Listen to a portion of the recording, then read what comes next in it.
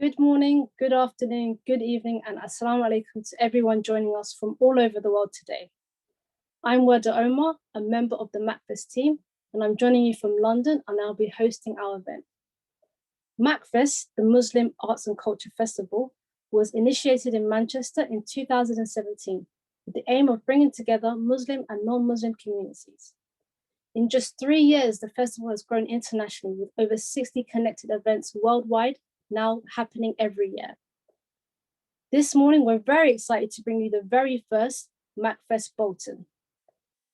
Delivered in partnership with the Sunnyside Club, MACFEST Bolton is about celebrating the rich diversity of the town. Today, we'll be treated to a diverse range of Bolton artists from Muslim backgrounds who will be showcasing their works and talents. Before I introduce our guests, I would like to invite you to all please follow MACFEST on Facebook, Instagram, and Twitter, so you can find out about all our upcoming events. So without further ado, I will now move on to the first item on our program, the Tilawat recitation of passages of the Quran. Over to you, Qaisra. Over to you, Hajra.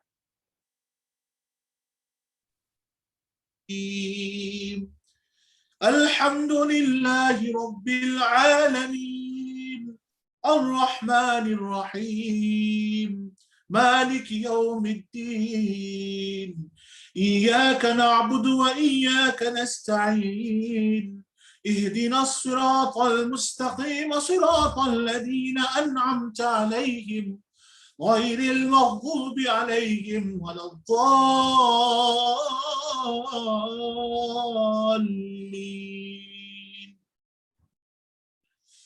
بسم الله الرحمن الرحيم. أمن خلق السماوات والأرض وأنزل لكم من السماء ماء فأنبتنا به حدائق ذات بهجة ما كان لكم أن تنبتوا شجرها أإله مع الله بل هم قوم يعدلون. أمن جعل الأرض قرارا وجعل خلالها أنهارا وجعل لها رواسي وجعل بين البحرين حاجزا أإله مع الله بل أكثرهم لا يعلمون. أمن يجيب المضطر إذا دعاه ويكشف السوء ويجعلكم خلفاء الأرض أإله مع الله قليلا ما تذكرون. صدق الله العظيم.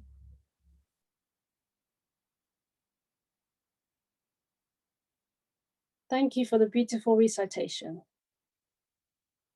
I'm now delighted that Sir Warren Smith, Lord Lieutenant of Greater Manchester, is joining us to launch MACFEST. Sir Warren is a huge supporter of MACFEST from day one. He's launched our very first MACFEST in Manchester and has since attended many of our events.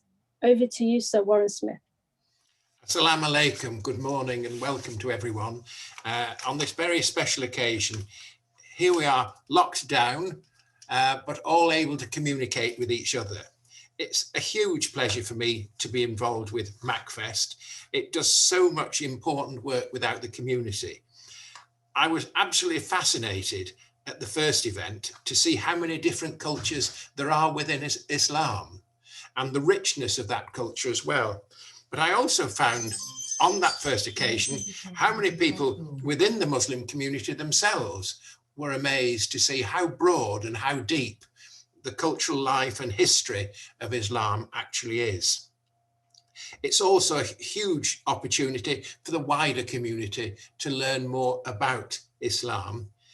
There is a very deep culture going back thousands of years, and the contribution that the Islamic community has made to the world, I think, still surprises people when they find out about it. The great thing about the arts, it brings people together from all faiths, all communities to share, to learn, and to enjoy. It's very easy for the media and other social commentators to highlight and exaggerate differences, but art and culture highlights all the things that bring us together.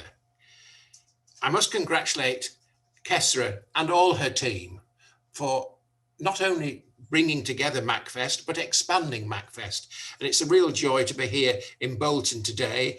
And I look forward to it in the not too distant future when we're doing one in New York as well.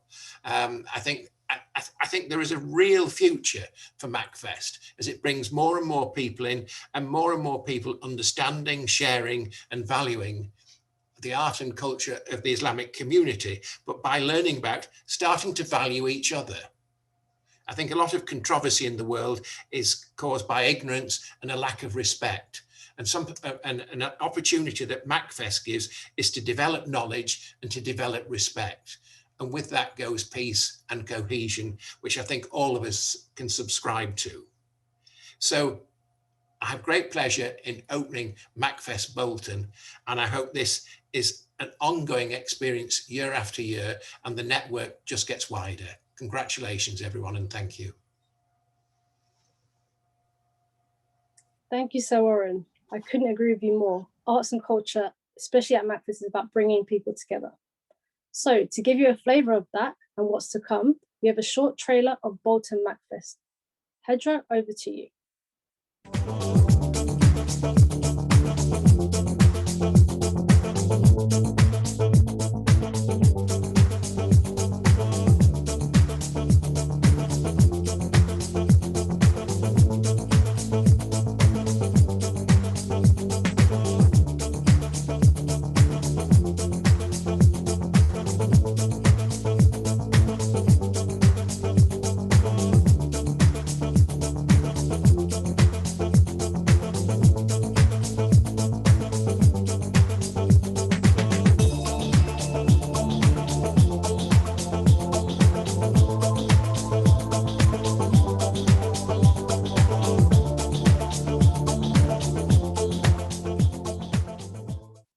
Thank you very much. I hope you enjoyed that little snippet.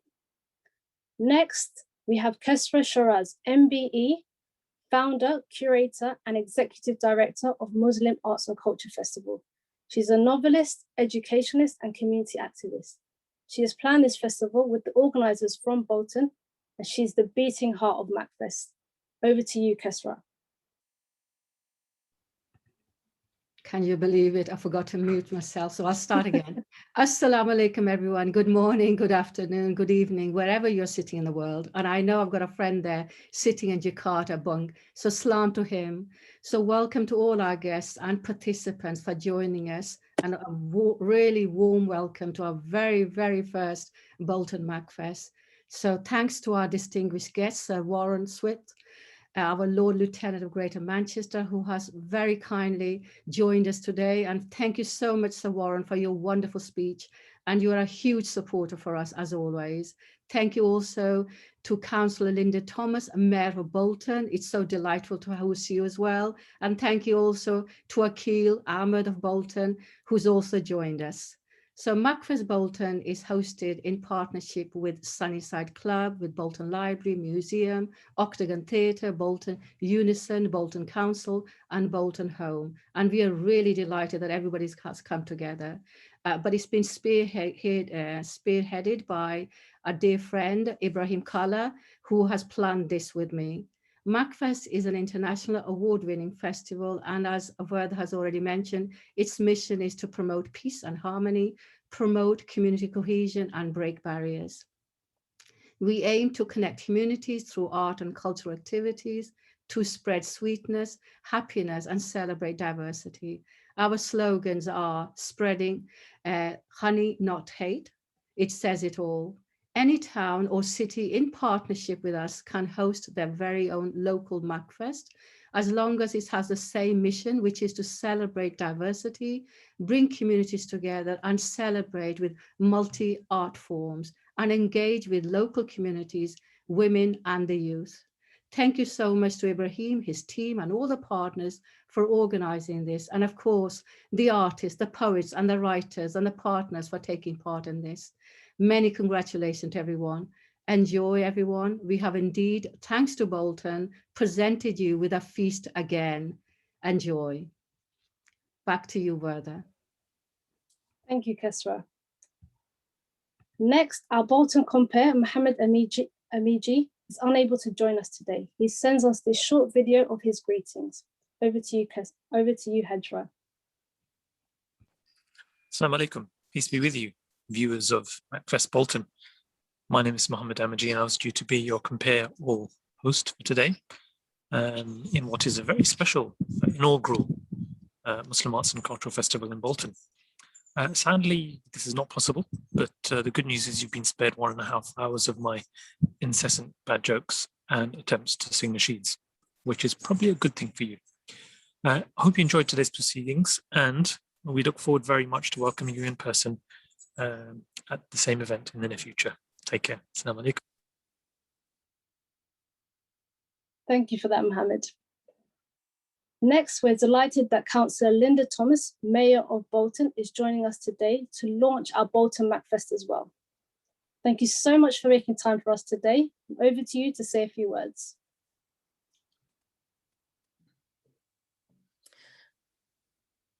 Hello. I'm not sure if I'm on screen or not. Yes, I am. Okay. Thank you. Well, thank you. I am the Civic Mayor of Bolton. So I am, if you like, the ambassador for Bolton and its first citizen. So it was very important. I felt that I should be here today. It's just so sad that we can't all meet in person. But the concept of MACFEST, I think, is an absolute brilliant one. And I would first like to echo everything that the Lord Lieutenant said. I concur with everything that he said. It was a brilliant opening speech, and thank you to him for supporting it. And thank you for everybody who's been involved in bringing this to Bolton. 2017, it came to Manchester. I'm sorry that it's taken us 4 years to support you, but I'm sure that all the people who have been involved and with the backing of all the organisations, this will be something that will be here to stay. Bolton has a really rich, diverse tapestry of communities, and the Muslim community is a very, very important one to us all in Bolton. My own particular ward, I do have a lot of Muslim families who I have learnt so much from over the years. But I know that through MACFEST, I'm going to learn a lot more. We've got tremendous talent in Bolton. We're really good at community cohesion, I believe. We work very closely with our friends in BCom. We work very closely with our schools to encourage inclusivity and to support cohesion. And I'm sure that things like MACFEST is only going to add more benefits to our community cohesion and help us more to deliver this. So I'm really looking forward to hearing some of our talented people that I know we have, and I'm so glad that they can now come out and showcase all the good work, and hopefully it won't be too long before we can actually meet up in person, and in future we can have these MACFEST live in Bolton. So I would certainly support it, and I hope that in future years all other mayors will support it too. So thank you for bringing it. Thank you to the team that's delivered it as well. What a great job you've done under really difficult circumstances. I know how hard it is being a virtual digital mayor, how hard it is to suddenly embrace this technology and make it work, especially on a global scale. So hello to everybody in the world. This is Bolton. This is how brilliant we are in Bolton. I hope you enjoy it. Thank you. Thank you so much, Linda. Next, I'd like to introduce Ibrahim Kalla, a community activist in Bolton who runs Sunnyside Club. Ibrahim has spearheaded and organised this Bolton Festival along with Qaisra and many providers in Bolton. Over to you, Ibrahim. Thank you, Verda. Everybody can hear me, hopefully. I'm getting used to all this IT stuff. So, no speeches prepared really from me, because Mohammed was going to be our compere for the day and he would have done all that. had we have been meeting in person, which was the case up until 3 or 4 weeks ago. Up until 3 or 4 weeks ago, we were all expected to meet in the Museum and Arts Gallery for the first event, but unfortunately, with the COVID situation in Bolton, the wise advice from all parties was, let's steer clear from meeting physically at this stage and let's just go down the virtual route, which is what we've done. So there's no speeches prepared from me. I just want to say, once I found out about MACFEST via Qaisra, Qaisra just said, right, Ibi, it's for you to organise it. We'll help you behind the scenes. Once I started approaching the partners, nobody said no. Museum and Arts Gallery said you can use us. Octagon said they'll come on board. Bolton at Home said they'll commission somebody to do a film. And it was just non-stop. Unison were going to sponsor us to pay the artists and all that kind of stuff. So it was fantastic from the outset. All I had to do was just do that connectivity bit and getting together all the widespread of discipline of Muslim artists that exist in Bolton who, under the pandemic, are suffering like everybody else. So it was just a case of, harnessing their skills and doing something. Okay, we've missed out on a physical event this year, but for 2022, hopefully, all being well, we will meet in person over some refreshments and food and meet each other, etc., and take it from there. So look forward to MACFEST 2022 and all the speakers who, again, when I approached Linda and Akil and Christina and everybody, nobody said no. They said, yeah, of course, we'll come on board. And you're all here, which is fantastic. So thank you to the MACFEST team behind the scenes as well to help make this happen. Thank you very much. Thank you, Ibrahim. Next, I'd like to introduce Akil Ahmed, a professor of media at the University of Bolton, a published writer and speaker on media, diversity, and culture. Akil is the former head of religion at both Channel 4 and the BBC. He's been involved with television programs that have won numerous and prestigious awards. Welcome, Akil. Well, assalamu alaikum, everybody, and hello to Bolton. So, as I was explained to the team beforehand, that I'm actually finding myself on the other side of the Pennines. For those of you in the UK, I'm in Yorkshire, trying to educate the people here. It's difficult, I know, but I'm trying my best. I just want to say thank you to obviously to Qaisra and to Ibrahim and the whole team for bringing MACFEST to Bolton. It's one of those weird little things when Ibi asked me. I've known Ibi since we were at schoolboys, and when he asked me to do this, I had no hesitation. I mean, it's a bit close to the literature festival in Bradford that I'm working on next week. It starts next week, but I said I'll find the time simply because there are two things that are really important in this to me. One is actually, obviously, it's happening in Bolton. And as Ibi said, it would have been live, and that was the whole point. And secondly, I think MACFEST is a really important initiative. It's really important simply because, arts and culture, history, all of these things are really important to understand the world we live in today. Very often we have people who just have very little what we call religious or cultural knowledge or history or literacy, as we call it. And there's a real bringing together now of that lack of religious literacy, cultural literacy, media literacy, whatever you want to call it. All of those things coming together give us the world that we live in today, which is not a really particularly harmonious world at times, where you can have fake news, where you can have all of those things, which people, if they have very little knowledge of people's culture, religion or history, then into that void, they can put any kind of information they want to. And we've seen that around us. And that's why things like this are really important. The programs that I've made, whether it be on the life of the Prophet Muhammad, peace be upon him, or the Quran, or the Hajj, or the art of Islam, or whatever, all of these things in this particular area, they were there to actually help educate people as well as to actually entertain them at the same time. And I think that's what's really important. That's what I hope we can take from this, and I hope we can grow from this as well, whether it be in Bolton or anywhere else, is that there is a real need.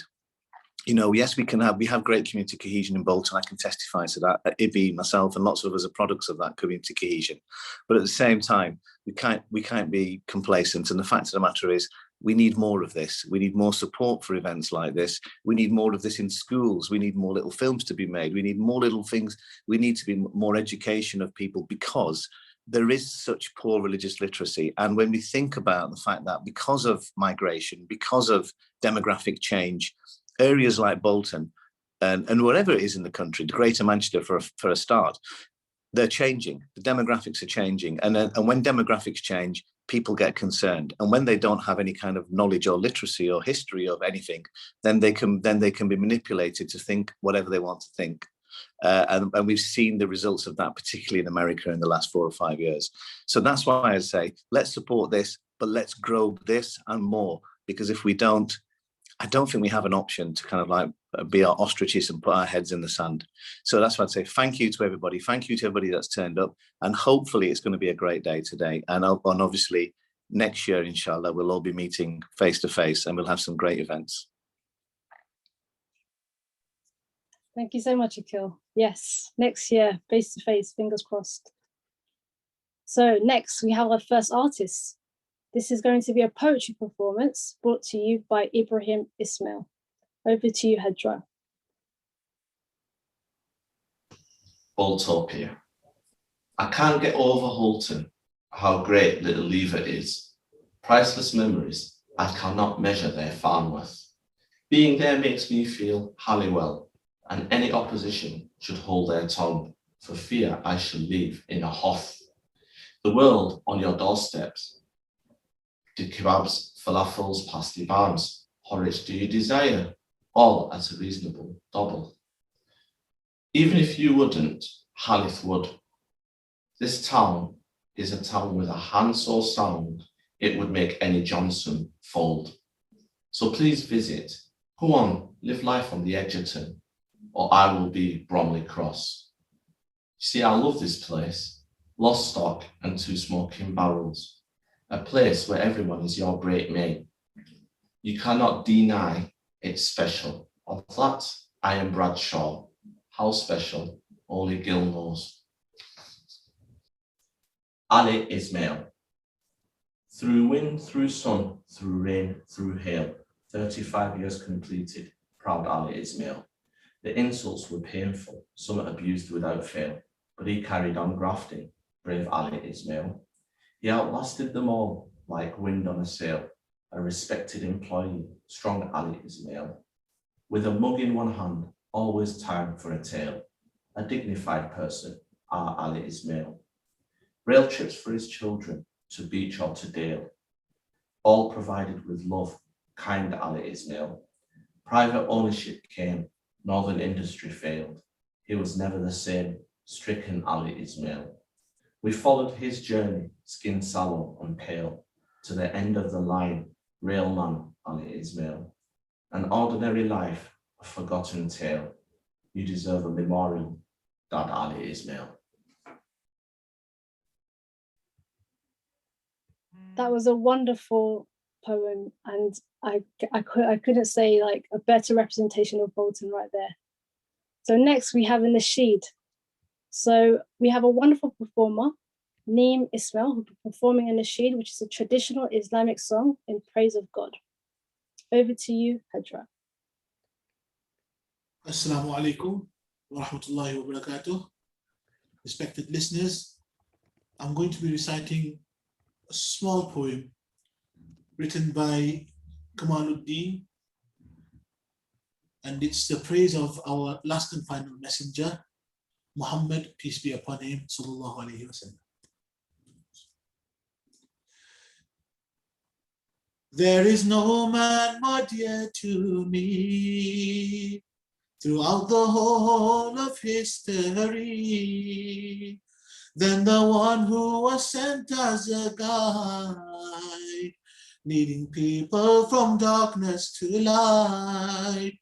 His message was simple and clear, that there is one God whom we must all fear, inviting people towards Allah. His name is Muhammad Mustafa. His name is Muhammad Mustafa. بلغ العلا بكماله كشف الدجى بجماله حسنت جميع خصاله صلوا عليه وآله. He was the greatest man of all time. He came to teach the whole of mankind that we must worship only one Lord. Besides him, there is no other God. Islam is what he came to teach. To every corner of the world did he preach, that we can all come together and pray to the one who provides us each day. بلغ العلا بكماله كشف الدجى بجماله حسنت جميع خصاله صلوا عليه وآله. بلغ العلا بكماله كشف الدجى بجماله حسنت جميع خصاله صلوا عليه وآله. صلوا عليه وآله. Jazakallah. Thank you for listening. Assalamu alaikum wa rahmatullah.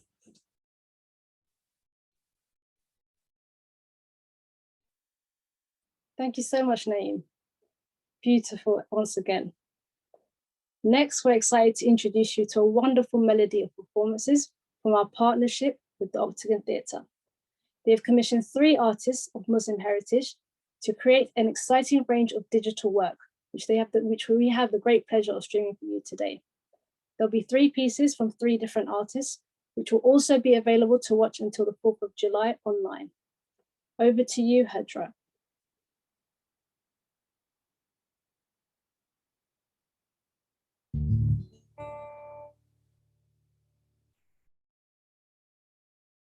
There's a calling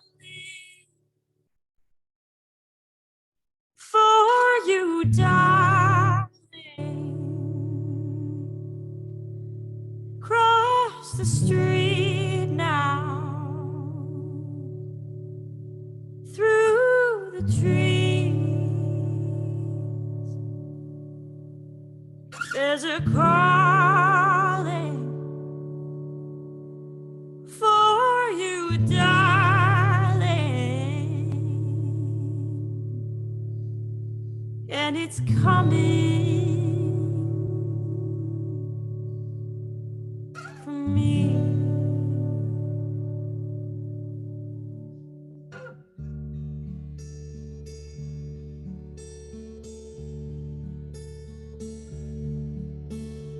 Hello, little sparrow girl. Where have you been?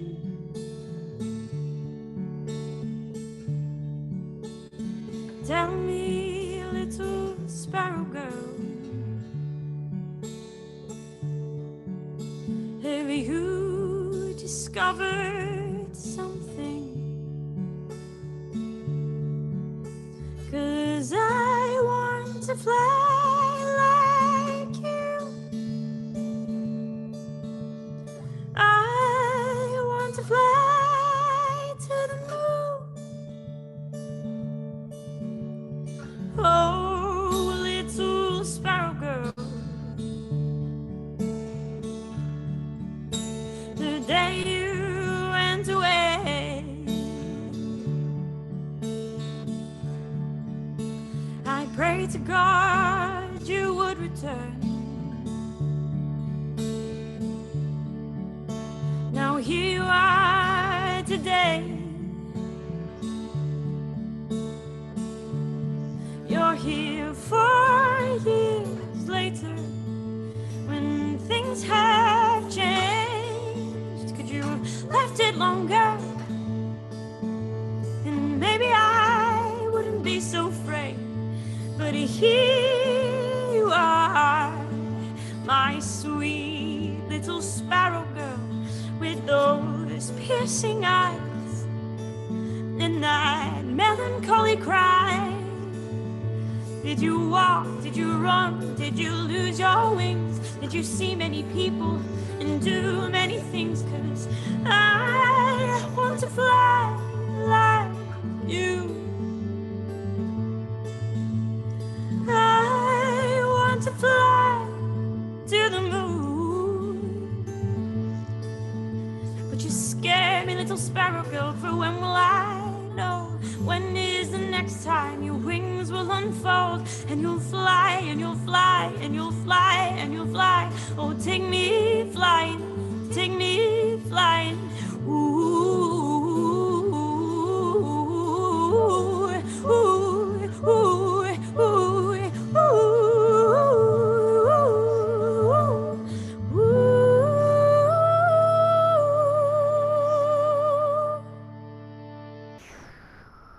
Goodbye, little sparrow girl. Parting is such sweet sorrow. You have to spread your wings again, so you're leaving tomorrow. And I see the way the wind can take you. I see the way your soul explodes when you think of all the places you can go to. And maybe one day I will follow, 'cause I want to fly like you. I want to fly to the moon. Oh.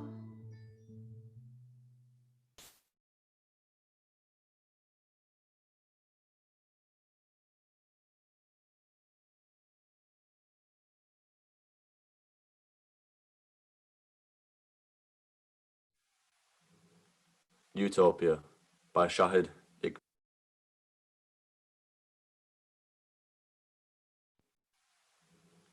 Utopia by Shahid Iqbal Khan. Racism doesn't happen anymore, she said, as she quaffed and suppressed her burps and smiled, and clawed for more and more salty peanuts, brushed away the crumbs from her yellow dress on a May evening in 2013. Is it an illness that has been wiped out? Was she speaking of a specific strain? Was it a vision in her crystal ball? Was she bamboozled by fake nostalgia? Or did Virgil's River Tiber run dry? As hate attacks infested the nation, in the leaf of the Brexit Leave campaign, did she fuss and think, oh no, it's come back? Did she carry on her merrily way in the alley of blissful unknowing? As our very own people were windrushed, stripped naked of their rights, cancelled outright, defrocked, denounced, dehumanized, destroyed, told to erase their footsteps on the land. Did all this register on her radar? As he implored for his life, I can't breathe. Tried to tell him, but still I can't breathe. Fell on desolate stone ears, I can't breathe. George Floyd's murder awoke sleeping giants. Did it jolt her the way it did the world? Say their names, say their names, say all their names. Breonna Taylor, Ahmaud Arbery,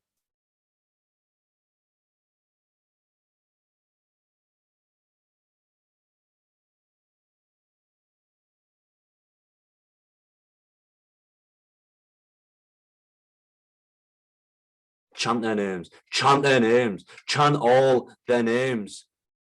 Shukri Abdi, Bijan Ebrahimi. Never forget them. Never erase them. Exclaim the name of Mohammed Salim, ruthlessly targeted on his way home, extinguished for simply being Muslim. Never did reach home. to his grandkids, his soul left us in the veil of the night. Every single time I am shocked by the news, I think back to her, back to that party, and I wonder what she'd say to all this. Would she backtrack, spill and swallow her words candidly, sheepishly, say she was wrong? Did I get it wrong? Did I get her wrong? Was she just seeing life from where she stood? An angle, an outlook I could not know. Was she speaking of microaggressions, micro-assaults against her own brown skin? What she articulated that evening could simply be a promise, a yearning, a declaration that it stops here now, that no longer will she tolerate it, no more will she make excuses for it. I go on and still the reports come out. Sewell Jewell's glory washing Britain. Let's counter pessimistic narratives. More ethnic minorities got COVID because they all live with the elderly.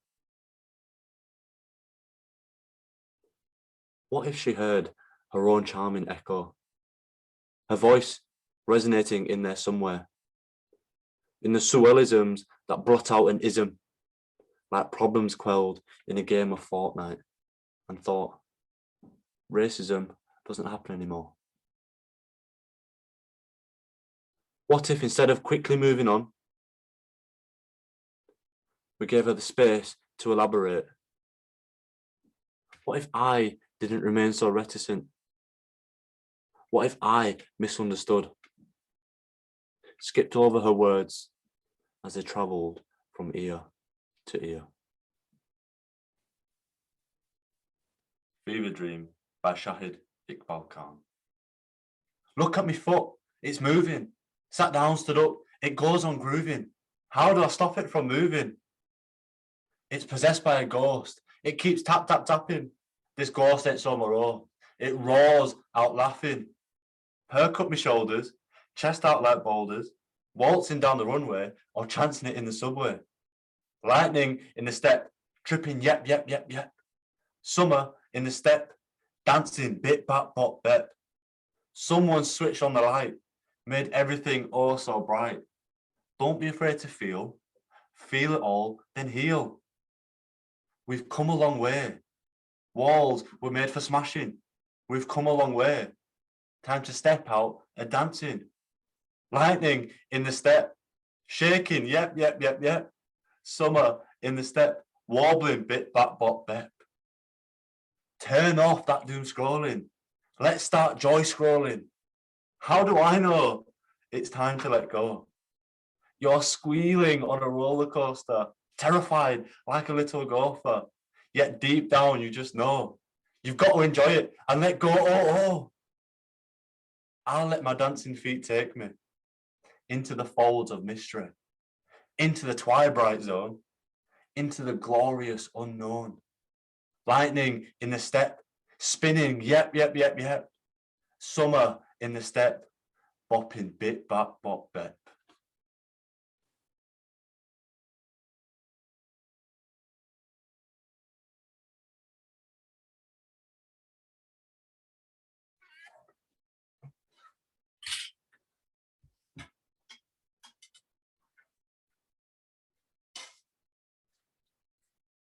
Everyone is here to see me, to support me, enter into the next phase of my life.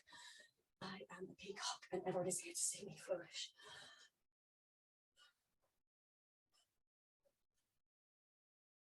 It's Owen. Hiya. Welcome to our wedding. Oh, so now should be for this bit. What do you get when you cross 100 Irish, 30 Northerners and 10 Egyptians? It's no joke. It's my wedding. It's my wedding. I don't want any of this. I'm going to be happy to do a Vegas wedding. You know, Elvis, Little Whitechapel, the whole shebang. But since we decided that this is what the day was going to be, well, I've just lived this day in my dreams. Actually, in my nightmares. In my nightmares. Actually, so far so good. Dad picked me up on time for once, did the taxi up real nice. I didn't plan on going to the wedding in a taxi, but, you know, my dad insisted. Habibti, I will give you half fare. What's he like? Got a new air freshener for the occasion, didn't you, Dad? Pushed the boat right out there, thanks. You are looking at me dead weird, though. Couldn't work out if you were going to cry tears of joy or just have a full-on breakdown. Might be you do it. I felt like this the first time Dad and Niall met. Managed to keep them apart for 5 years. It's quite an achievement, isn't it? Dad wore a tie, dead cute. Niall thought that was the day that he was going to try Arabic. Assalamu alaikum, assalamu alaikum, assalamu alaikum. I heard that for the best part of a week on repeat. And then what actually comes out of his mouth? Alakazam. It sounds like full bloody Daniels. Brought me ice though, and we had a good laugh. Get on like a house on fire though, don't you know? Not taking a mick out of me, now I drive like a granny on crack. Very funny. Excuse me, have you seen my dad? Have you seen Dad? Dad, it's now. Stay there. I'm good now. Oh.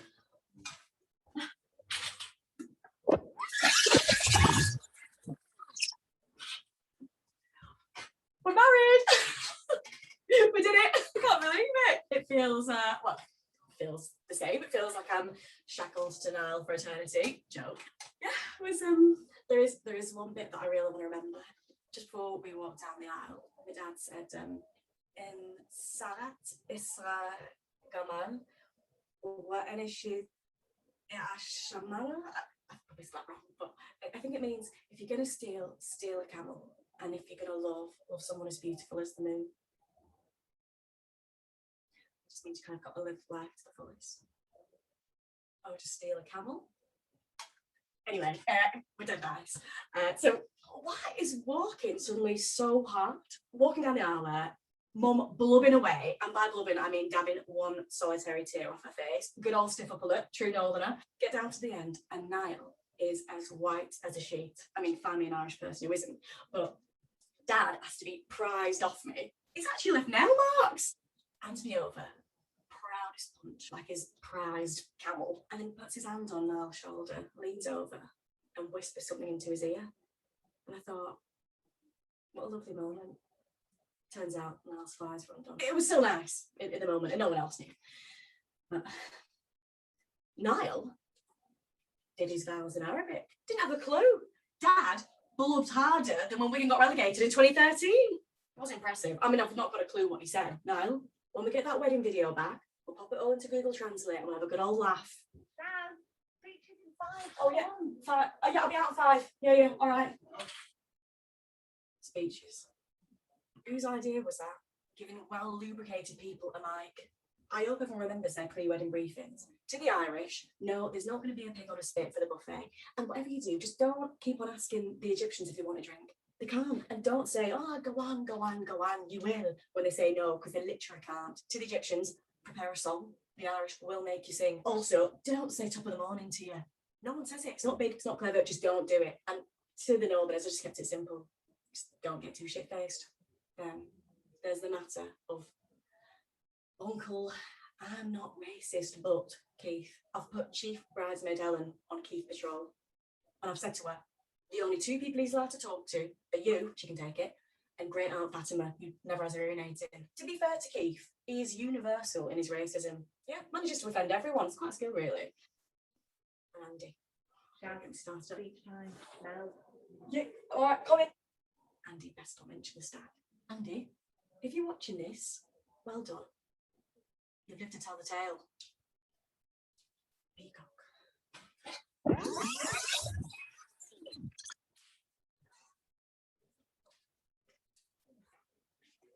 He knows. He bloody knows. So get to the end of my dad's speech, yeah?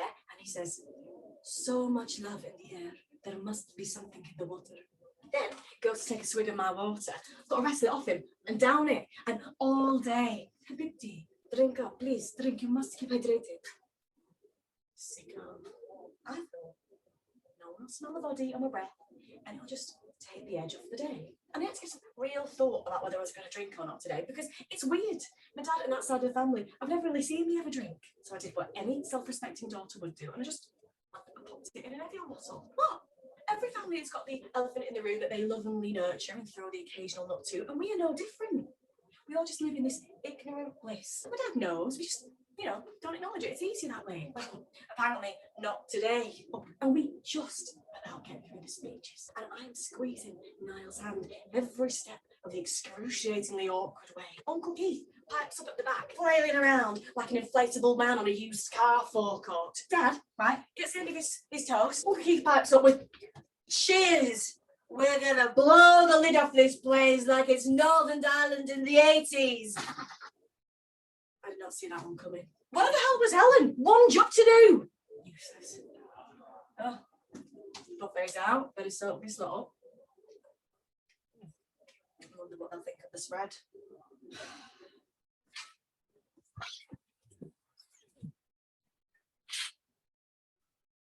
Me and Niall argued a lot over the buffet, more actually than what name we were going to take.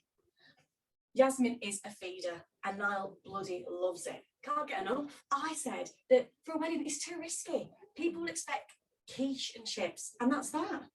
Beige. Well, I was wrong. You were right. Well done, Niall. I'll have to edit that bit out. We'll cut it up and make it his ringtone. The koshery went down a treat with the Irish, and I've got to say, these stuffed lime leaves are banging. But Uncle Keith, his joke about the lady's fingers still isn't funny, but he's keeping on trying. Yep, still sending a buffet now. Oh, I was waving my napkins in his face. I'm absolutely stuffed. No, they would not start. They would not start without me.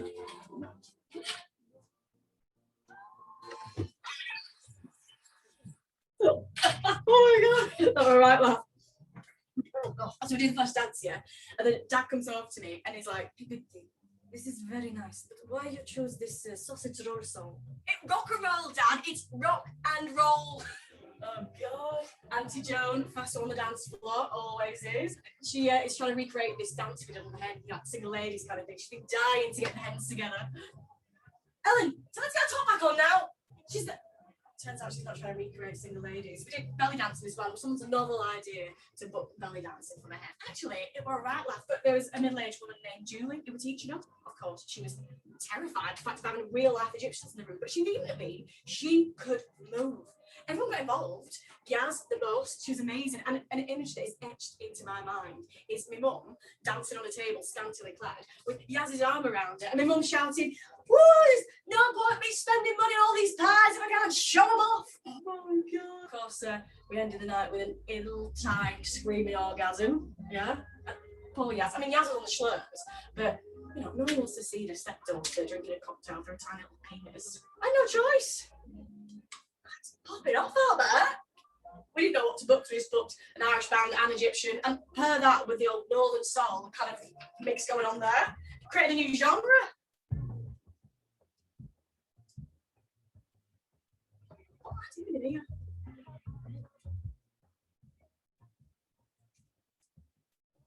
If you're gonna steal a camel.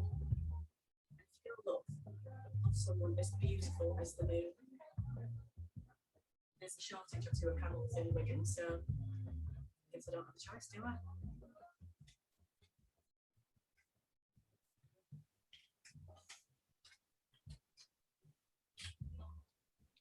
Vada, we are on to the next item. Thank you. So much talent, such a wonderful showcase. So that was Maimouna Maimun, Shahid Iqbal Khan, and Shamia Chalabi. You can find them all on the website that we've just highlighted for you as well. So next, I'm delighted to welcome Christina Longden. She is the great-great-great-granddaughter of Robert Stanley, also known as Rashid, and has extensively researched and written 2 books about his amazing life as a Muslim in Victorian Britain. She will tell you more about him. We've hosted Christina recently for our Oldham MACFEST as well as in Manchester. Over to you, Christina. Thank you very much, and Assalamu alaikum everybody. I am absolutely thrilled to be speaking at MACFEST, which is just wonderful to see coming to Bolton. Thank you for that. Thanks for organising it, especially Ibrahim, who I know has been dying to do this for ages, so it's great to be here. I should say as well, one of the reasons I'm especially pleased to be talking to Bolton is I met Ibrahim a wee while back, and I was so impressed with the work that they've been doing at the Sunnyside Club. I just wish there were more organisations like the Sunnyside Club who are all about preserving local history, working class history. The books that they've done on the migration of people to Bolton have just been fantastic. So without further ado, I will share my screen very shortly. I'm going to be chatting in as short a time as possible, which is impossible to do justice to these amazing people, the Muslims that make up the history of the northwest of England under the Victorian era. That's what I'm going to be chatting about, but with a special focus on my great-great-granddad, who was a convert. So some of you will know about him, but I'm going to try and do justice to people, which is impossible. So let's start screen sharing. Here we are. Let me get this going.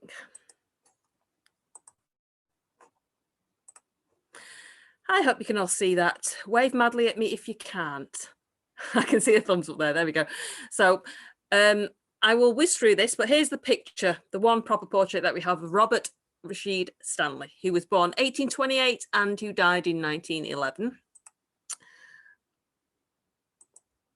Now, this is somebody who I'm sure many of you will know about. He is perhaps the most famous convert of the British Isles. He was known as the Sheikh al-Islam of the British Isles, or Henri de Leon. Later on, I'll talk a little bit about that.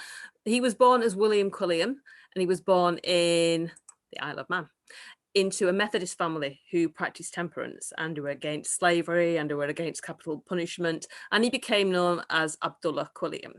And one thing I should say as well, most of this talk I'll be chatting really about the convert community, but I don't want to forget for a minute the Muslims who came to live in this country, who set up some fantastic communities across Greater Manchester and in the Northwest, in particular the Yemeni community.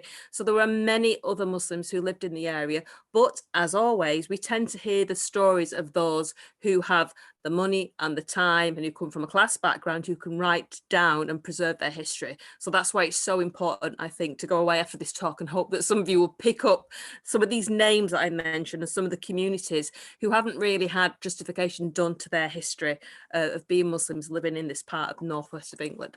So back to Quilliam. He was a solicitor in Liverpool. He did pro bono work for the poor, so he did it for free for people that had fallen on hard times, who couldn't afford to get the legal representation. That was before he became a Muslim. He carried on doing it after he converted, and he converted at the age of 31 in 1887. Quite a young man, perhaps not so much so in those days. He set up the Liverpool Muslim Institute and the mosque. Now, this was the UK's first mosque. There's also a mosque down in Woking, which I'm sure many of you know is the first purpose-built mosque. So two mosques, similar-ish years and time frames, and both wonderful places to visit and still open to visit if you've not already been. Now, he was a very close friend, the closest UK friend really of the Ottoman Empire, and I won't go into the whole sort of what was happening on with the British Empire and the other European empires and the Ottoman Empire, but he was seen by many to be, I suppose, quite treacherous, because he was very much involved with the Ottoman Empire, and this is all about land and squabbles over money and empire. But he knew his stuff and he knew his history, and he was a writer as well as a solicitor. He was a journalist. He was an editor. He was really an unofficial diplomat. He was extremely loyal to Queen Victoria, and he was a campaigner, and he was an imam, and he was just a man of absolutely outstanding output. So lots have been written about him, but he was just phenomenal to see the volume of the work that he did.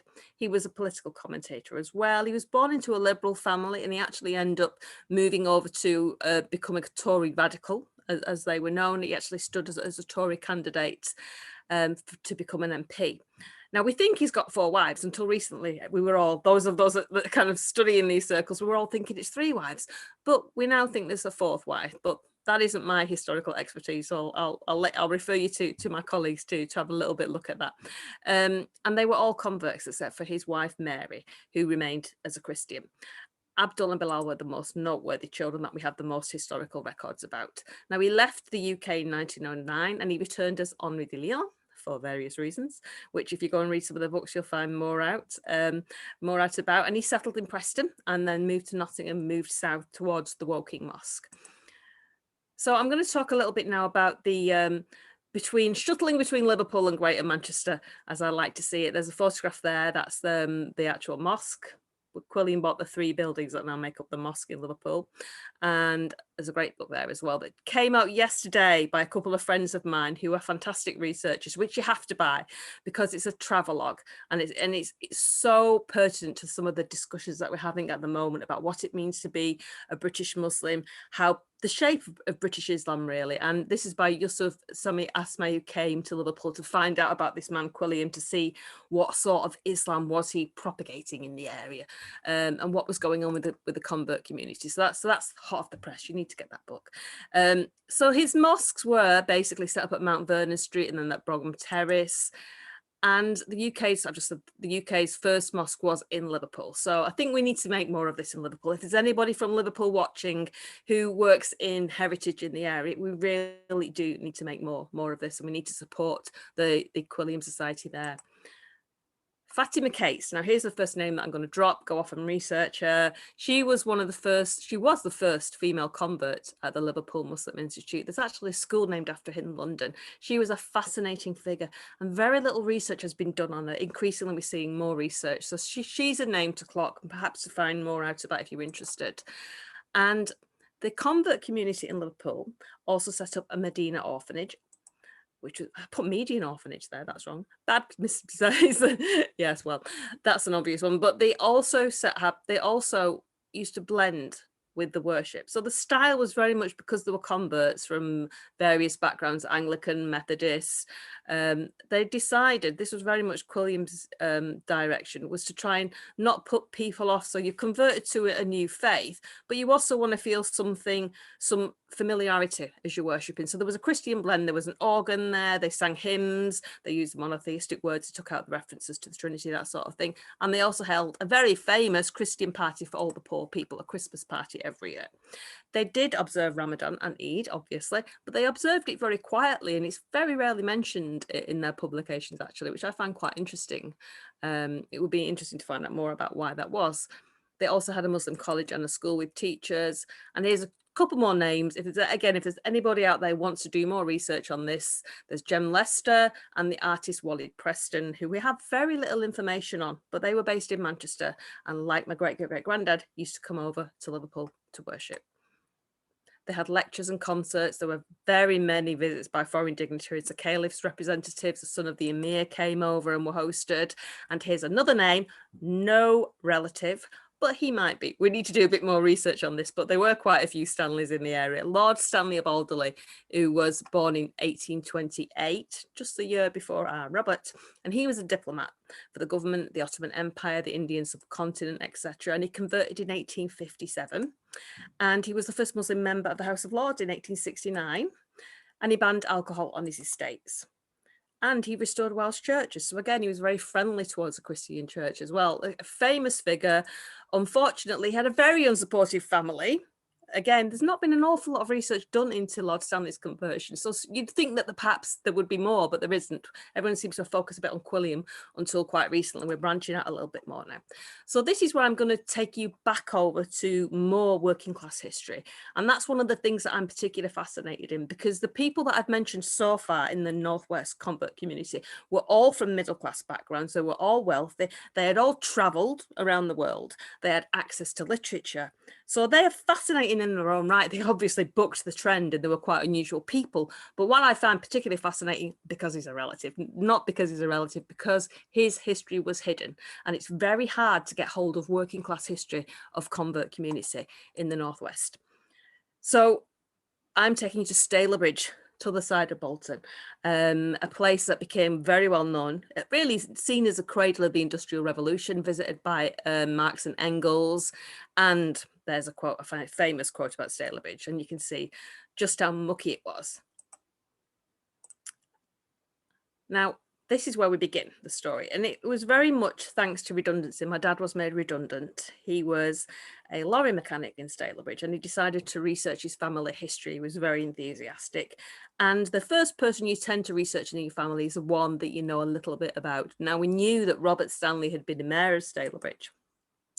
And somebody approached my dad, a member of our family had kept a magazine called The Crescent, which none of us had ever heard of.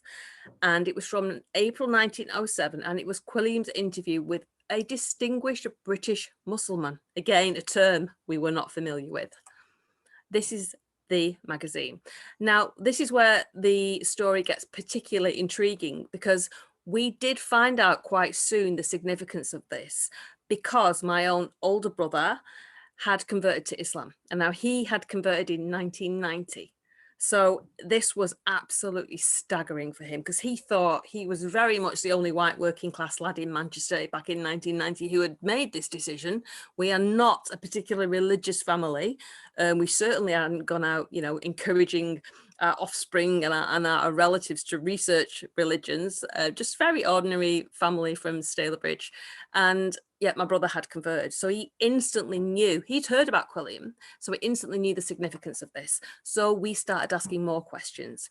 In the magazine, which was one of Quilliam's most famous publications, The Crescent, which went all around the world, was this photograph, the only other photograph that we had. And underneath it said Brother Rashid Stanley. And it was an interview with him where he tells his story of how he came to be a Muslim. Very logical, no emotion in it, very sort of classic Victorian, and then this, and then this, and then I campaigned against the government, because it's a really interesting read. But the next most astonishing thing was another relative actually had kept the fez. No idea why in this attic of an elderly relative, he had kept a fez that had been given to him, the actual fez that Robert had worn to the Liverpool Muslim Institute when he had converted. My granny, in an old jewellery box, also had a tie pin, which we believe came, again, at the time, until we knew he was a Muslim, this made no sense. The star and crescent had no significance, but then it all fell into place. So I went on and did my own research. My dad had worked really hard with my auntie, getting together the basic facts and figures, the births, the deaths, the marriages, and I wanted to get even more information on this incredible man, because there had been no written accounts left by him, because working class people in those days didn't leave written accounts of their lives. So I had to go back, find the council minutes when he was the mayor. This is the first time I saw his signature, which just blew me away. It's very emotional, you know, when you know nothing about a person and all of a sudden through hard slog you begin to find information out. So the background to his life really was, you need to remember, religion in Northwest England may not be a big deal now, but it was everything then. It was absolutely everything. And we learnt that he came to live back in Stalybridge. His family had left because times were hard. He moved down to Cardiff and he came back to Stalybridge, and his uncle had actually made quite a lot of money, and his uncle was very high up in the Christian Israelites. This is a Christian sect who followed the Mosaic and the Abrahamic tradition. This is their very charismatic leader, John Rowe from Bradford, very controversial person. Go away and read about him. I just got really obsessed with John Rowe and the Christian Israelites just because of the similarities with the Jewish faith. You know, they followed exactly, they had kosher, they wore certain types of clothing, the men all had to have beards, the women had to wear certain clothes, the men were circumcised. So he grew up in this sanctuary, which was funded by rich Uncle John in Ashton. So he was very familiar with the Abrahamic faith, even though when he went to Stalybridge, he went to the Church of England. He decided to move over to the Church of England.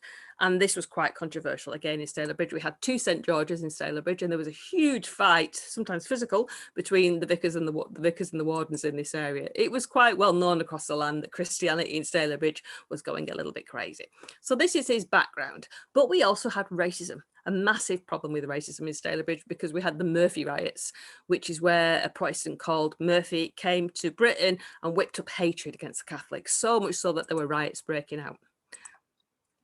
But also, I think the key thing to Robert's conversion is this background of radical 19th century Manchester. We had Peterloo in 1819, which I think everybody knows about, and he wasn't born much longer after that. We had the strikes, we had the plug riots, there was a massive anti-poor law movement, there was a huge cry for factory reform because of the treatment, in particular of the children, you know, in the factories for 12, 13, 14 hours a day, being shoved up chimneys and sent down mines. We had Chartism, we had working man's vote, cry for reform, for the vote for the working man. so much so that when Robert became a magistrate, which was an amazing thing for a working class grocer to become, that he actually was asked to Parliament to speak about whether they should have secret ballot and their vote should be secret. But the key thing for me that I really think brought Robert as a grocer to the attention of the well-heeled rich men who governed the town was his conduct in the bread riots. Now, this is an illustration of the bread riots in Stalybridge. That's the main street in Stalybridge. It actually hasn't changed that much without those mills in the background. That shop on the left says T. That was his shop. And this is a photograph of my dad and my little boy outside Robert's shop. So you can see, we know that Robert's shop was under attack during the bread riots. And the bread riots were caused basically because of the USA Civil War, which boycotted the cotton. So the towns of the Northwest, Bolton included, people were literally experiencing starvation and famine. And it was called the Lancashire Cotton Famine because all the factories had to stop working.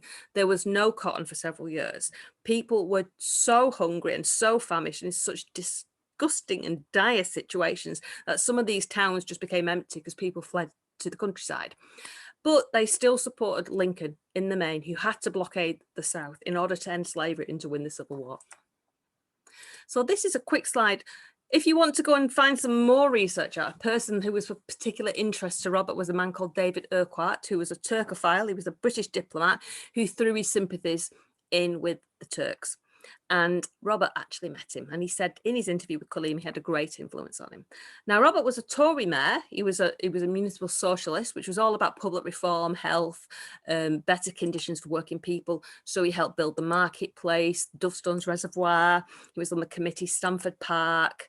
And I think the key element that a lot of people have overlooked in terms of people converted, and it's similar to now, trade is the heart of so many of our communities, and so many of our community relations take place in shops with each other.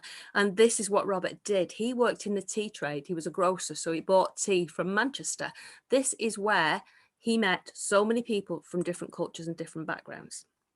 And his successes as a grocer, his bravery in the Lancashire cotton famine and the bread riots, and his actions as a mayor, as a magistrate, caused him to become the mayor till 1876. I've made a mistake there. He definitely wasn't mayor in 1974. But something happened in Bulgaria, the Bulgarian atrocities in 1876. Robert was condemned because he basically stood up for the Ottoman Empire, and he said that so much trouble was being whipped up by Gladstone, who was trying to make political ends, and he felt that this wouldn't happen again. Again, this is something you might want to look into yourself. I've written extensively about it in my books. So he stepped down as mayor. He decided he didn't want to stand again. People didn't like a working class man who had researched in his own time, read and read and read, and spoken to people from these lands on the other side of the world, not just read blandly what the Guardian or what the Times had been writing about. He challenged the authority, and he decided, I'm going to step away from politics. And he ended up, this is a great bit, running a pub in Ashton. And that pub is still there. It's called the New Inn. And he was there for 18 years as a pub landlord. And this is the time where he perhaps had a little bit more time in his life to develop his interests. And he decided, as you do, to write to the leader of the Islamic faith in the world. And he corresponded with Abdul Hamid II. I just love the idea of him writing from his pub in Stalybridge. And he actually wrote to the Caliph, and he gave him information and advice on manufacturing. He advised him on agricultural matters, military matters. He even asked for an English translation of the Quran by a Muslim, because until this point in time, they were all Christian translations. He also wrote to the government, he wrote to all the newspapers, and he was basically standing up for the treatment of Muslims in the Balkans and in Armenia and Afghanistan and Bulgaria. And he was, this is just amazing to think that he was doing all of this from his pub in Ashton. And then he moved to Manchester in 1897, and he commuted to the Liverpool Mosque, and he converted April 1898. He says Shahada in the presence of Quilliam. And Quilliam very soon appointed Rashid Stanley, as he became known, as the vice chairman of the Liverpool Mosque. And he spent much time, you can see this in the Crescent, if you can actually go back and read copies of the Crescent online now. And he visits Rashid and his family in Manchester. This is the only other photograph which we stumbled across. There he is with his fez behind Quilliam. Quilliam is in the white at the Liverpool Mosque. So the story really of Robert's life as a Muslim, so he converted at the age of 69 and he died at the age of 83. So, you know, this wasn't some fast, oh, I'm bored with my life, I'm going to do something. These are interesting people. He thought and he thought and he read and he read and he met many people. He converted, but after 1911, there was silence. So as I said at the beginning, our family knew nothing about this. We had covered over it for whatever reasons, and I think there's quite a few reasons why we did that. But 1911, he died, went back to live in his little terraced house in Stalybridge with his daughter, and he passed away. And he was buried in this grave here, which is in St Paul's in Stalybridge. It's a Christian grave. And again, I think there were quite obvious reasons as to why he was buried in a Christian grave. And unfortunately, just a few weeks after we found that grave, it was ripped up to make a car park. And despite all our begging and pleading, we never actually got to keep the headstone, which is what we wanted. But we have a photograph, so we're not too bitter. So he returned to Stalybridge as Quilliam left the UK, and that's for reasons. 1909, Quilliam went to Constantinople due to personal reasons, which you can read about as well. And the Northwest convert community of all these fascinating individuals gradually began to drift apart, with quite a few of them relocating down south closer to the Woking Mosque. So here we are in the Liverpool Mosque today, the Quilliam Mosque, run by the Quilliam Society. That's my brother in the middle. With my family, we went to visit them. They made us extremely welcome there. And we decided to do a little video trailer when I was trying to raise funds to write and research the book. That's my dad starring as Robert Rashid Stanley. And if you look at the photographs of my dad, it's just amazing. We knew instantly, wow, this is our ancestor. The film you can actually see is at the website here below, and that was done by Conor Ibrahim, who is the very talented film director of Arakan Media.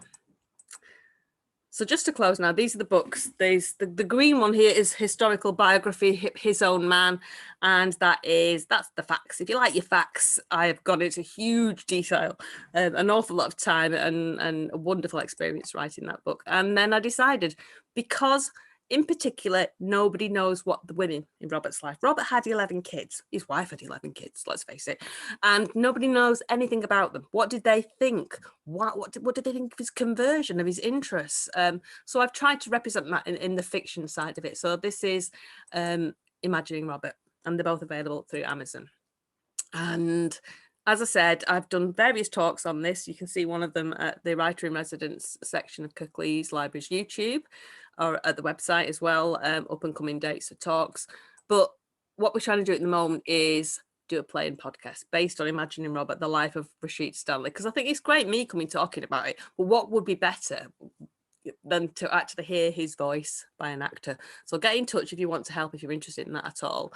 But yeah, I'm sorry it's such a whistle-stop talk, because I could talk for days about these amazing people, and a lot of it is guesswork. So we're trying as historians, as community historians, as academic historians, we are together. The last 3 years, the amount of discoveries that have been made between the group of us historians working together on this has been amazing. But I would say to any of you out there, just because you haven't got a history at A-level or a history degree or a master's or a PhD does not mean that you cannot be a historian, and does not mean that you can't help with discovering some of these stories and some of these people. We need your help. So that's my key message to everybody at Bolton MACFEST, and thank you for listening, everybody. Thank you so much, Christina. Thank you for a look into British Muslim converts through your family's fascinating personal story. I encourage everyone to tune into the podcast. You've piqued my interest. Thank you very much.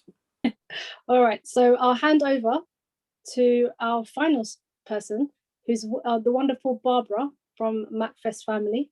She's going to say a few closing words. So over to you, Barbara. Salam, hello everybody, welcome. And I'm so honoured to be giving the vote of thanks today, just before our final piece. I say this every time, that I think I've seen the most amazing contributions to MACFEST, and then I see some more, and I'm just blown away by today and the snippets we've seen of what's to come as well when we're not so restricted. So I'll just quickly say, and forgive me if I do miss anybody out, thank you so much to all of our sponsors and everybody who's enabled today's event to happen. I really, really enjoyed it. Thank you to Sir Warren and Councillor Linda Thomas and Ibrahim Kala in particular for suggesting this event today and for seeing it through, and all the contributions that you've helped us to enjoy, and your colleagues who were with us or could not be with us. I also very much enjoyed Akhil Ahmed's comments. I think he made some very important statements about the usefulness of these events in understanding one another as our world becomes, as our personal worlds become more diverse, and how that enriches us, and how we do need to work to combat ignorance, basically, that can lead to worse things. Do look at our MACFEST programme. The paper version looks like this, and it's lovely, and it has a timetable of everything that has occurred and will occur, and you can see many of the events on our MACFEST YouTube channel. So if you want to catch up on things that you've missed, and do let your contacts and friends and so on know by social media if that's what you use. So just then, very quickly, thank you to all of our performers today, the beautiful singing. I think the chap's name is Naeem, from our Octagon friends. I so miss Bolton Octagon. I've loved going there. So Maimuna, Memon, Shahid, Iqbal Khan, Shaima Chalabi. Wow, you've challenged us, you've thrilled us, you've delighted us. Thank you so much. And Christina, who I've seen before, and I love hearing every single time. She speaks so well. She speaks in such an interesting way about such fascinating history of our area. And I think, I don't know, I'm speechless really, and I just look forward to more from Bolton. And I thank you all the team behind today, and special thanks and honour to our director, Qaisra Shahraz, without whom this wouldn't be happening. Thank you, everyone. So next we have another real treat for you. We're delighted to introduce several Bolton artists and their amazing work. I want to thank all the artists and the filmmaker for making this video, and I'll hand you over to Hadra. Right, so MACFEST, Muslim Arts and Culture Festival. I'm so excited. I'm really proud. I'm so proud. I'm so excited. Oh, I was really excited for this festival because I really wanted to showcase what I can do. I think it's a great opportunity. I feel great being part of the exhibition. It gives me a lot of motivation. They are going to launch this festival in Bolton, which is really exciting, and I'm proud to be part of it. So this is good because it's like making us be inspired again.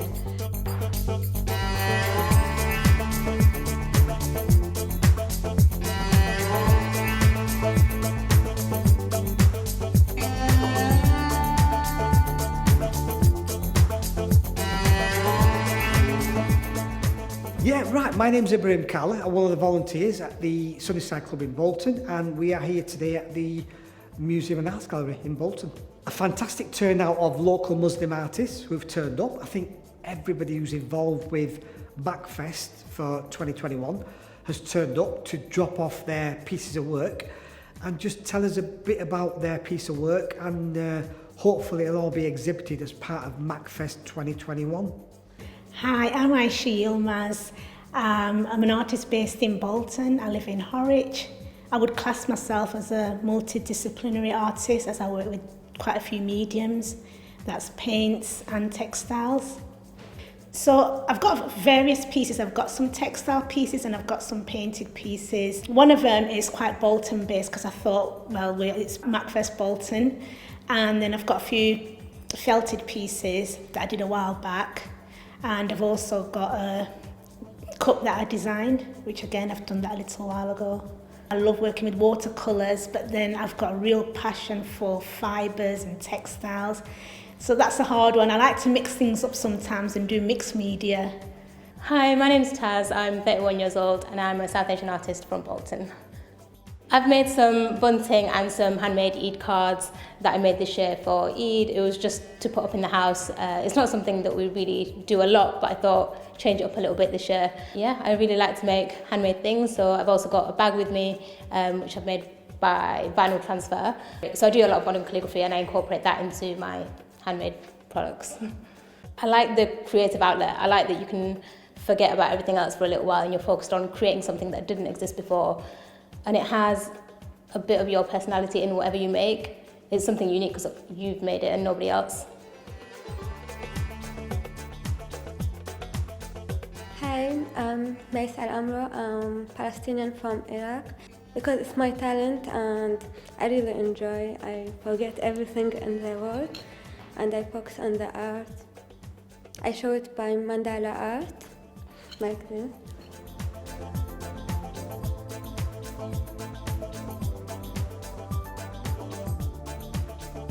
My name's Khadija Inga and I'm a fashion and textile artist. I have a dressmakers and farm in Bolton. I'm exhibiting my costume today, which is made up of lots and lots of fabrics. Mainly I've used cottons because of Samuel Crompton, because it's the inspiration taken from Samuel Crompton. So that's the reason why I've used mainly cotton fabrics and I've entwined it with different fabrics and I've used lots and lots of different techniques and I've created like new fabrics using lots and lots of various methods.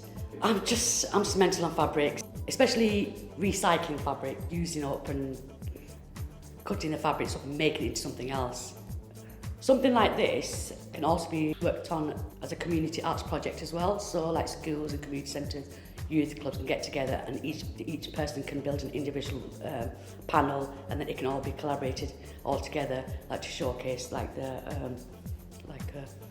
final group work of their community centre, school or whatever. Hi, my name is Nazira Archer. I'm 44 years of age.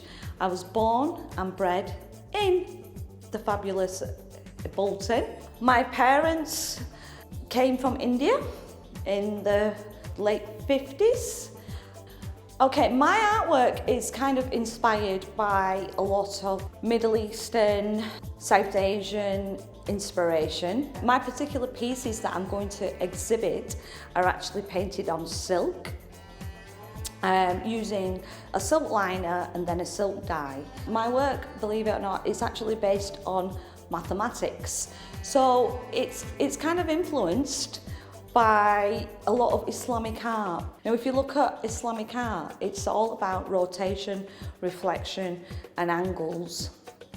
Hi, I'm Asma Jadakara Desai. I'm an ink illustration artist and I produce a lot of urban illustrations inspired by architecture all over the world. So I've got two pieces of ink illustrations in. One is Dome of the Rock and one is a live sketch of Bolton Town Hall, which represents me growing up as a child and spending a lot of time here at the museum and the art gallery and all around the town centre as well. I studied fashion design at university, then I went on to work in London in the fashion industry, then I got inspired by architecture, so creativity's always been part of my soul. A lot of it is therapeutic as well, so I do a lot of it to stay calm and stay sane as well, and I feel like in COVID my art has helped me to stay sane.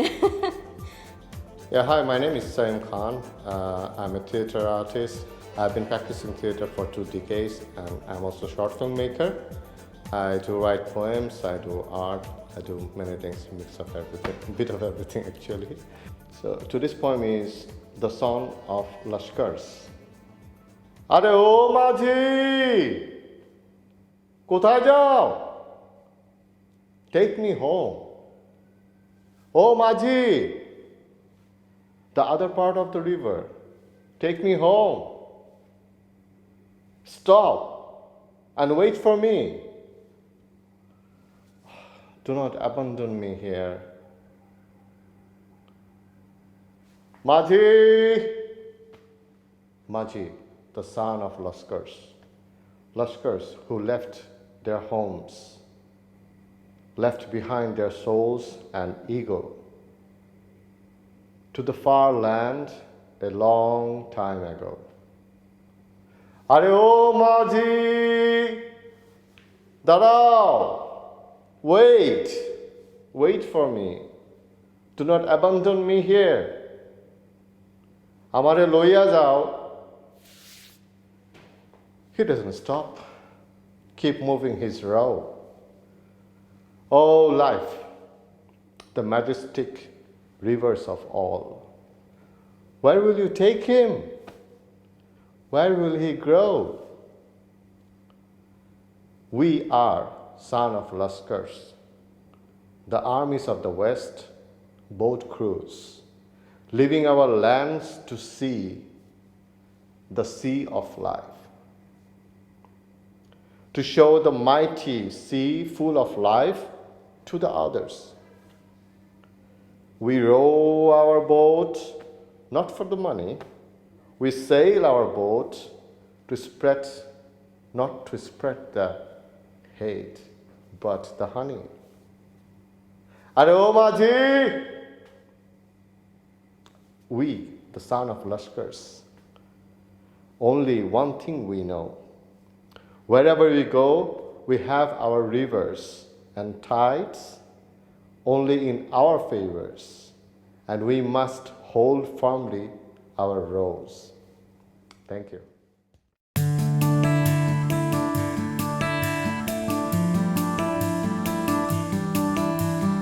So my name's Ian Trumbull. I'm the Curator of Archaeology, Egyptology and World Cultures at Bolton Museum. We're here at Bolton Museum in the Egypt Gallery.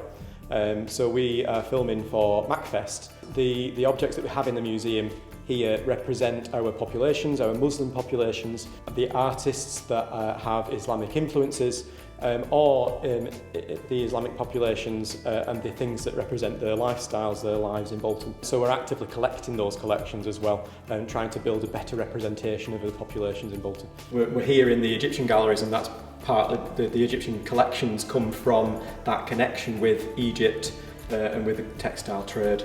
It's always fantastic to work with community groups, but being able to better represent our populations, both in the culture, the things that they're actually creating today, is really fantastic to be able to represent and display that within the building. So we've had some recent acquisitions from Bolton Council of Mosques, for example, some of the objects that we'll have on display in the library, which are prayer beads, objects relating to worship in Bolton. So here at the museum, we're really pleased to be partnering on the Bolton MACFEST. So we will have displays in the library, so you'll see cases within the central library itself which will have selections of the artwork that will be in the brochure. You'll see that you'll have the brochure which displays the artworks from the artists, and as you said, they'll be online. You've got the videos from the artists, but you can come into the library and see the physical art as well in those displays. This is a year-on-year building event, and so whilst we can't have the big festival like we would hoped this year, what it does give us the opportunity now is to plan and build on that for next year and hopefully have a much bigger event next year. First one in Bolton, definitely, yeah. It's been going for about 3 or 4 years in Manchester and other greater Manchester towns and cities, but for us it's a premier MACFEST event this year in 2021 under pandemic situation circumstances. Museums, arts, culture is really key to people's lives. You can't put a value on arts and culture and what it means to people. People's identity are rooted in culture, and so to be able to be part of a festival like this that represents that culture and the wider culture, not just for those people that actually live that culture, but for other people to see those representations, it really brings communities together. It's really important for us as a museum to be involved in all of that.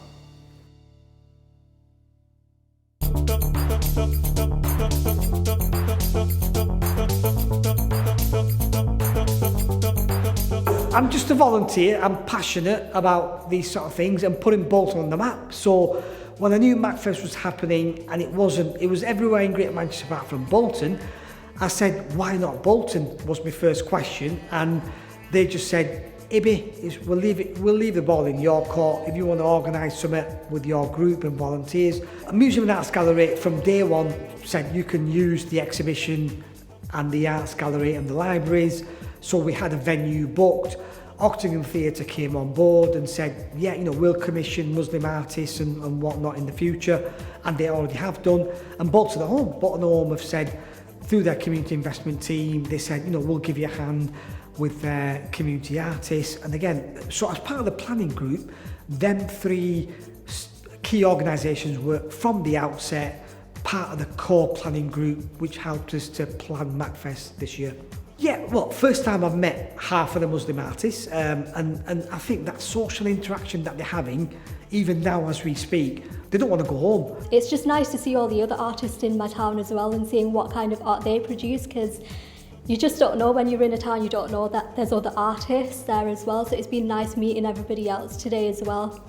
I was just speaking to the other artists, and we've just all been saying that it's a shame because we used to do so much here before, and it's nice to bring that element back in so all the artists can get together and be more of a community again. It's new. I was a little bit nervous beforehand, but I feel like it's really important to be part of something that represents who we are, what we bring to Bolton, and what we can do. I think it's really important. Bit of a historic moment, because them 8 or 9 artists who have turned up today were just really gelling with each other. They might have different disciplines, but they're all singing off the same hymn sheet, and they want to do something as a collective in the future. I think it's very important because we are a very, very diverse community here, but Manchester is out there. Bolton, I mean, it's a big town, but I think it needs to be out there, and there are a lot of artists. We're probably just a bit more quieter and not well known, probably underrepresented. So I think it's nice that we come out and show what work we do. So, and I was looking for something else. So I was looking for a community or a group that we can work together, we can practice together the arts, and we can explain our Islamic culture, Muslim culture. I'm really happy that this MACFEST exists, I think, because it's not something I've ever heard of. Growing up, I didn't see a lot of representation for people like me. Even though I live in a predominantly South Asian neighbourhood, I've not seen that representation in the wider community in the rest of Bolton. So I'm really happy that this exists now, and hopefully next year we'll be able to do it in person as well. It won't be just a digital event, but yeah, it'd be really nice to see more South Asian artists and connect with more people that I wouldn't have known existed otherwise. Especially at a time when there's a lot of negative things happening around the world. I think my work is something for me to escape to, but I would like the audience to come and enjoy it and be moved into a happier place. To show people our culture and our art, because there are specific art for Muslim people. I want people to know that there's loads of artists in Bolton Town Centre from a wide range of backgrounds. I also feel that a lot of women from the South Asian background and from the Muslim background are underrepresented in the fine arts. So I was quite happy that there's a MACFEST event taking place today so I can showcase my work, and hopefully people can see it and we can take it forward from there. I want the people to feel free, and they'll be able to free their mind and a free soul, because it will open your eyes and it will connect you with the communities. I can't wait for next year, and hopefully we can do it in like style with, you know, the real thing, you know. So I just hope that some of you aspiring artists will be inspired by us, and even if you're not an aspiring artist, have a go, have a play, and it doesn't really matter if you make a mistake. It's the creative process that will make you feel quite invigorated. So have a go. The journey begins here, and they're fantastic youngsters and they're artists within this Bolton areas, and they're doing really well. I'd say as long as you have an outlet, as long as you have, whether it's a hobby or whatever it is, as long as you have something to keep you going, something to keep you, whether it's distracted or something to keep you entertained, something that lifts your spirits, because it is really tough, it's hard, because a lot of people are not seeing the families, a lot of people aren't able to get out. it can be really depressing when it feels like normality is so far away. But I think as long as you hold on to something that matters to you, something that brings you joy, it'll help. It'll absolutely help. Art makes people connected. Welcome to MACFEST Bolton 2021.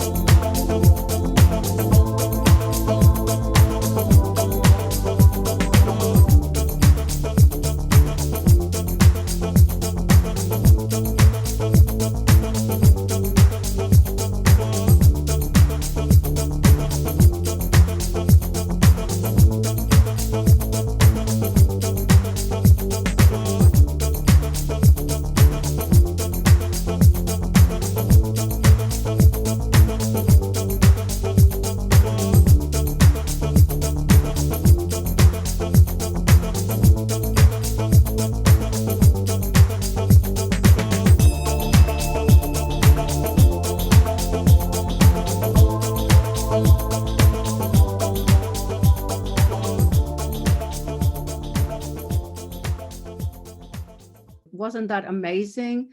Those women, the artwork, their speeches, and thank you so much to the team for putting this amazing video together like the rest of them. And many congratulations to all the Bolton team, my team, all the partners, all the organizers for the first launch of Bolton MACFEST indeed. And thank you to our attendees for giving us our Saturday morning, well, we're now into afternoon. And it's been an amazing experience. It really has been. So I hope you will join us again, inshallah, for the live festival next year in Bolton. And we have two more events coming your way. One is literally on 12th of July, and Diane Dawkins, the High Sheriff of Greater Manchester, will be joining us. That is about remembering the genocide in Bosnia. We host that every year. And in particular, we will be hosting 4 schools, young people talking about it. And then in August, we have another event for you where we celebrate South Asian Heritage Month, and where we celebrate 3-4 countries, Pakistan, Bangladesh, with India, as well as Nepal, with lots of art and cultural activities. So for the moment, everybody, thank you so much again, everyone, particularly the Bolton lot. You've done a terrific job, an amazing job, and we are delighted to host you. And let's go for it next year, inshallah. So enjoy your weekend, everyone. Goodbye and assalamu alaikum.